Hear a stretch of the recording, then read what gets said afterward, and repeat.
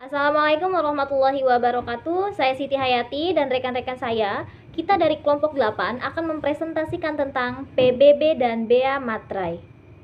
Baiklah, pajak bumi dan bangunan menurut sifatnya adalah pajak objektif, yakni pajak yang pada awalnya memperhatikan objek yang menyebabkan timbulnya kewajiban membayar. Berikut objek, subjek, DPP, dan tata cara pembayaran serta pelaporan PBB. Berdasarkan pada Undang-Undang Nomor 12 Tahun 1994 tentang Pajak Bumi dan Bangunan dapat diketahui sebagai berikut. 1. Objek PBB. Objek PBB meliputi bumi, bangunan. Kemudian, bukan objek PBB. Meliputi 4 aspek, yakni digunakan semata-mata untuk melayani kepentingan umum di bidang ibadah, sosial, kesehatan, pendidikan, dan kebudayaan nasional yang tidak dimaksudkan untuk memperoleh keuntungan. Yang kedua, yang bukan termasuk objek PBB digunakan untuk kuburan, peninggalan purbakala, atau sejenis dengan itu. Dan yang ketiga, merupakan hutan lindung, hutan suaka alam, hutan wisata, taman nasional. Dan yang keempat, digunakan oleh perwakilan diplomatik, konsulat berdasarkan asas perlakuan timbal balik. Berikutnya, saya akan menjelaskan mengenai subjek PBB. Subjek PBB diatur dalam pasal 4 Undang-Undang Nomor 12 Tahun 1985. Subjek PBB adalah orang pribadi atau badan yang dapat dikenakan pajak. Sedangkan wajib pajak adalah orang pribadi atau badan meliputi pembayar pajak, pemotong pajak, dan pemungut pajak yang mempunyai hak dan kewajiban perpajakan sesuai dengan ketentuan peraturan perundang-undangan. Jadi, subjek PBB adalah orang pribadi atau badan yang secara nyata, di sini ada beberapa kriterianya, yaitu mempunyai suatu hak atas bumi dan atau memperoleh manfaat atas bumi atau memiliki bangunan, menguasai bangunan, dan atau memperoleh manfaat atas bangunan. Berikutnya, DPP dan tarif PBB. Dasar pengenaan pajak adalah nilai jual objek pajak atau NJOP. Hal-hal perlu diperhatikan terkait DPP PBB. Di sini meliputi beberapa hal, yakni ditetapkan setiap 3 tahun oleh Kepala Kantor Wilayah Direktorat Jenderal Pajak atas nama Menteri Keuangan dengan mempertimbangkan pendapat gubernur, bupati, wali kota, atau pemerintah daerah setempat.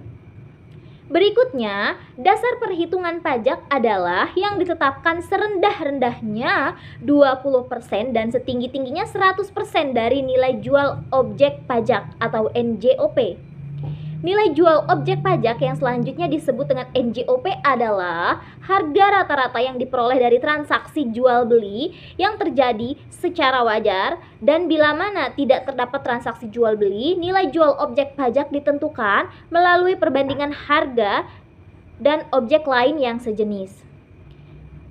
Berikutnya, besarnya presentase ditetapkan dengan peraturan pemerintah dengan memperhatikan kondisi ekonomi nasional, yakni dengan memperhatikan 1. Harga rata-rata yang diperoleh dari transaksi jual beli yang terjadi secara wajar. Berikutnya, perbandingan harga dengan objek lain yang sejenis, letaknya berdekatan dan fungsinya sama dan telah diakui harga jualnya. Yang ketiga, nilai perolehan baru. Dan yang keempat, saat yang menentukan pajak terhutang adalah menurut keadaan objek pajak pada tanggal 1 Januari. Berikutnya, saya akan menyinggung sedikit mengenai tarif PBB serta cara perhitungannya. Tarif PBB sebagai pajak pusat, tarif PBB sama dengan 0,5% dikali NJKP sama dengan 0,5% dikali tarif NJKP dikali NJOPKP, atau NJOP dikurangi NJOPTKP, yang mana penjelasannya adalah NJKP itu nilai jual kena pajak, NJOPKP nilai jual objek pajak kena pajak, yakni NJOPTKP nilai jual objek pajak tidak kena pajak adalah batas NJOP yang tidak kena pajak. NJOP TKP berdasarkan PMK nomor 23 PMK 03 tahun 2014 besarnya adalah sebesar 12 juta rupiah untuk setiap wajib pajak. Selain sektor perdesaan dan perkantoran, apabila seorang wajib pajak mempunyai beberapa objek pajak, maka yang diberikan NJOP TKP hanya salah satu dari objek pajak yang nilainya terbesar. Sedangkan objek pajak lainnya tetap dikenakan secara penuh tanpa dikurangi NJOP TKP. Baiklah, sekian yang bisa saya sampaikan. Untuk penjelasan lebih lanjut akan disampaikan oleh rekan saya. Yang kedua, tarif PBB sebagai pajak daerah, yakni jenis pajak kabupaten atau kota. Tarif PBB sama dengan maksimal 0,3% dikali NJOPKP. Tarif PBB sama dengan maksimal 0,3% dikali buka kurung NJOP dikurangin NJOPTKP tutup kurung. NJOPTKP ditetapkan paling rendah sebesar 10 juta untuk setiap wajib pajak.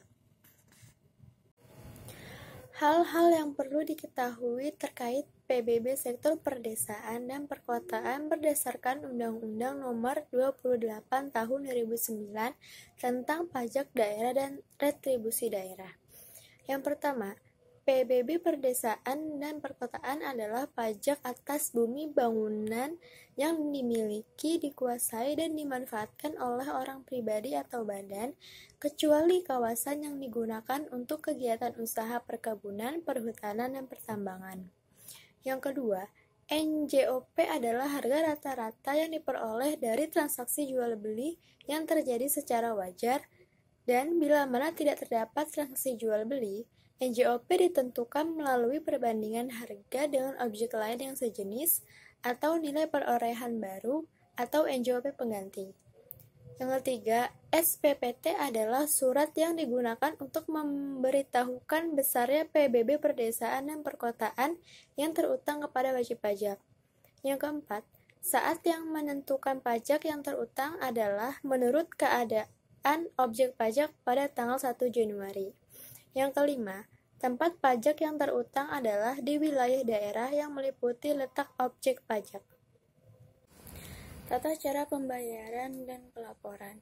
Yang pertama, pajak yang terhutang ditagih menggunakan surat pemberitahuan pajak terhutang harus dilunasi selambat-lambatnya 6 bulan sejak tanggal diterimanya SPPT oleh wajib pajak di bank, kantor pos, dan giro, atau tempat lain yang ditunjuk oleh Menteri Keuangan.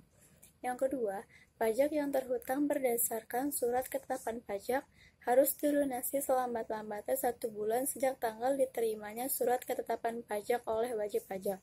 Yang ketiga, pajak yang terhutangnya yang pada saat jatuh tempo pembayaran tidak dibayar atau kurang bayar, dikenakan denda administrasi sebesar 2% sebulan, yang dihitung dari saat jatuh tempo sampai dengan hari pembayaran untuk jangka waktu paling lama 24 bulan, yang ditagih dengan surat tagihan pajak yang harus dilunasi selambat-lambatnya 1 bulan sejak tanggal diterimanya surat tagihan pajak oleh wajib pajak.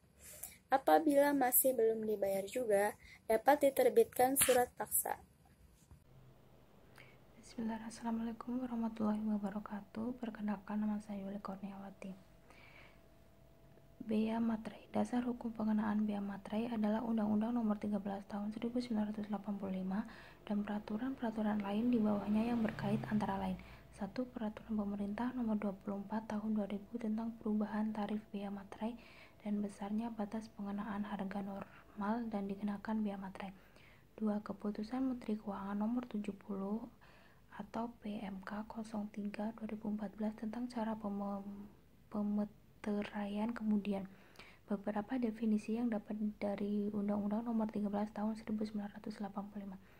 A. Bea materai adalah pojok atas dokumen. B. Dokumen adalah kertas yang berisikan tulisan yang mengundang arti dan maksud tentang perbuatan, keadaan atau kenyataan bagi seseorang atau pihak-pihak yang berkepentingan. C. Sedangkan benda materai adalah materai, tempel, dan kertas materai yang dikeluarkan oleh Pemerintah Republik Indonesia. D. Tanda tangan adalah tanda tangan sebagaimana lazimah dipergunakan termasuk pula paraf, teraan atau cap tanda tangan atau cap paraf. pemeteraan cap nama atau tanda lainnya sebagai pengganti tanda tangan. Pemeteraian kemudian adalah suatu cara pelunasan bea materai yang dilakukan oleh penjabat pos atau pemerintah pemegang dokumen yang bea materainya belum dilunasi sebagaimana mestinya. Penjabat pos adalah penjabat perusahaan umum, pos dan giro yang disertai tugas melayani permintaan pemateraian kemudian. Slide 11.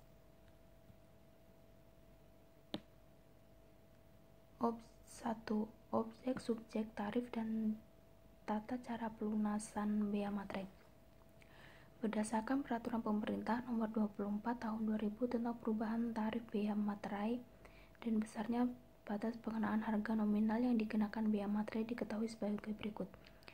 Objek bea materai, yakni dokumen-dokumen sebagai berikut. 1. Surat perjanjian dan surat lainnya yang dibuat dengan tujuan untuk digunakan sebagai alat pembuktian mengenai perbuatan, kenyataan, atau keadaan yang bersifat perdata.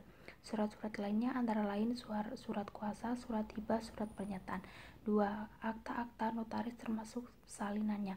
3. Akta-akta yang dibuat oleh penjabat pembuat akta tanah PPAT termasuk rangkap-rangkapnya. 4.